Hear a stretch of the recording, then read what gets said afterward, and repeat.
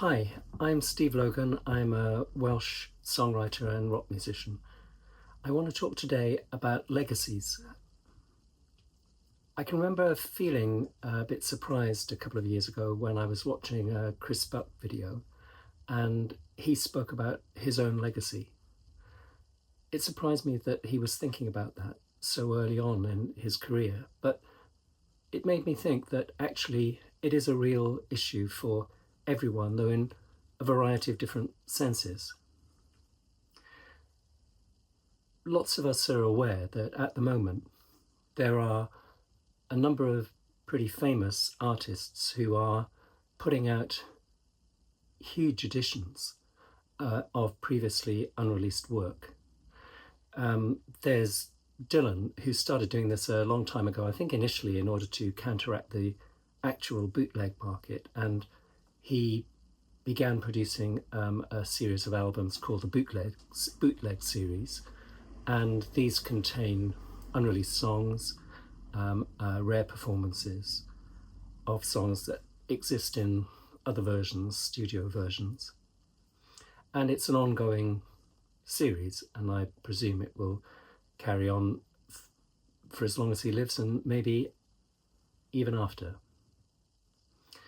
Then there's Neil Young, who for some years now has been curating his own archives and putting out archive editions of his own recordings.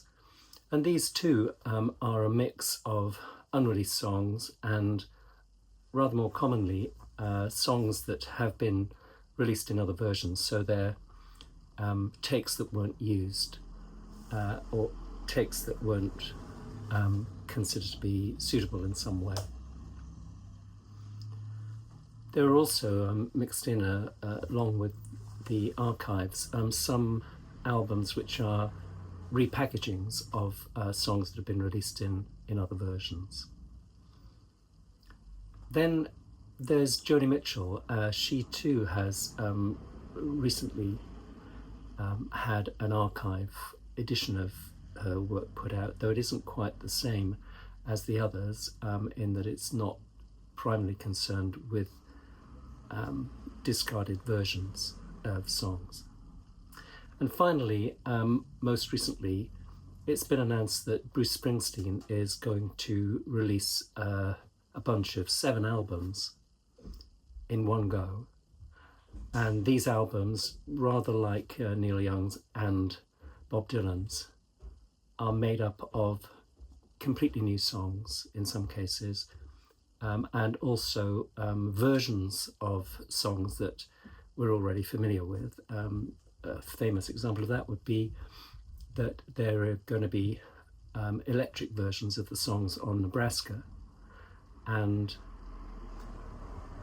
it turns out that for a while Springsteen didn't think there was an electric version, but some member of his band or a musician that he was working with said publicly that there was, and during lockdown Springsteen checked and found out, yeah, that guy was right, and there is this electric version coming out.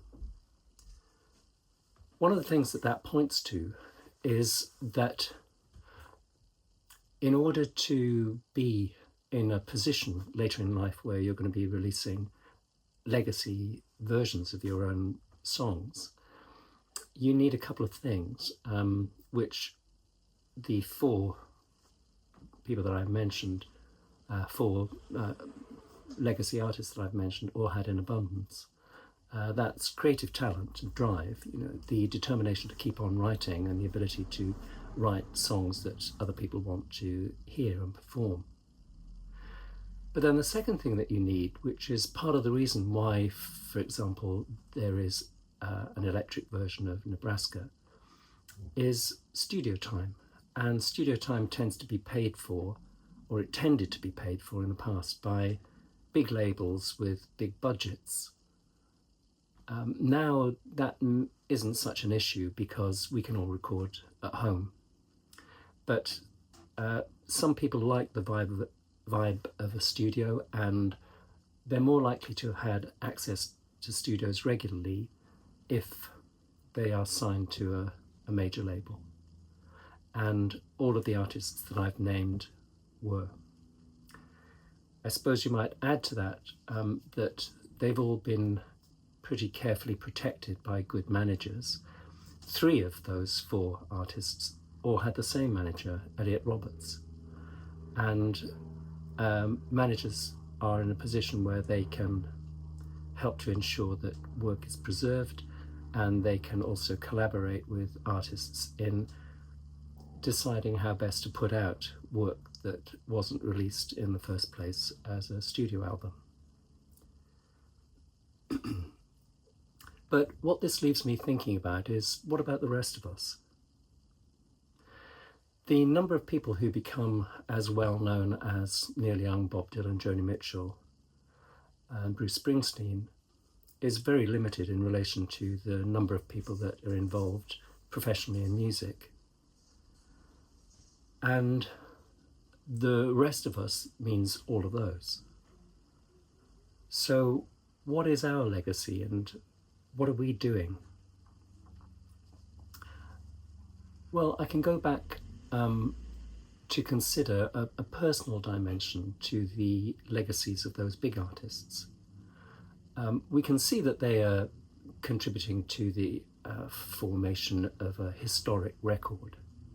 That if you take Neil Young, for example, he is putting out all these various versions in the belief, presumably, that not only that some of them will give pleasure to his fans, but also that in the future they'll be there as a kind of scholarly resource. And in that, they're equivalent to something that's been done in the field of literature, which is the variorum edition. So in the case of Shakespeare, let's say, over time, many different editions of Shakespeare's plays came to be put together. And scholars found out that often individual lines existed in several versions. Sometimes there is a version of a play that has a section missing, which is present in another section. And so a variorum edition would try to collate all of these, put them all together so that you can study what's happened. And you can do a similar thing with a song by Neil Young. So if you've got 5 different recordings of any particular song, you can look at them, you can study its evolution, you can study the evolution of how it's been produced. And in the future, that may very well be an interesting thing for historians of music to do. And that's part of their motive. But what about the personal motive? I'm reminded here of a phrase of Joni Mitchell's. She referred to herself at one point in a song as chickens scratching for my immortality.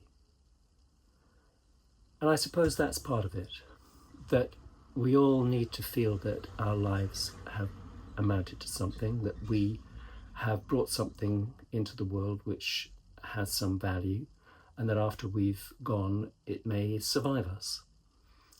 And those of us who are involved in the arts are likely to hope that our work will survive us, although if you look at the history of any art, you realise that most work doesn't survive.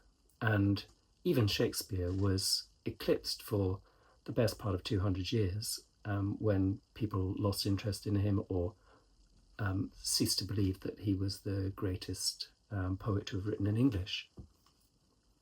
So it's quite likely that Bob Dylan, Neil Young, Joni Mitchell, Bruce Springsteen will all undergo that fate. Still, they consider maintaining some kind of legacy to be valuable. What the rest of us can do is a version of this. We will write our songs, we'll put out our albums, we'll perform in public, and when we've gone, the albums will, for a short period of time, probably remain. They may even remain current. Some historical accident may make them seem suddenly relevant. They may be discovered by somebody who's studying the music of a particular place or time. But I think that the real motive for all of us, insofar as we're concerned about a legacy, is trying to do something that we consider to be good. Jeff Tweedy of Wilco wrote that every song, every creative act is an act of defiance in a world which seems bent on trying to destroy itself. Nicky Wire of the Manic Street Preachers quoted Albert Camus as saying that the act of creation saves us from despair.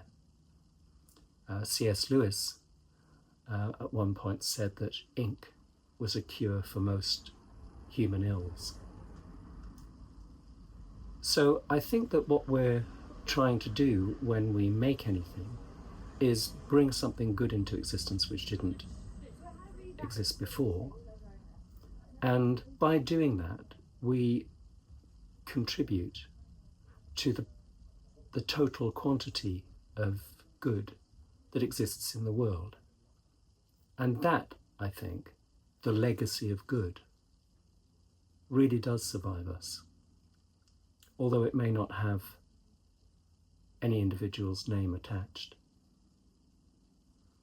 Let me know what you think of that argument, and I'll see you next time.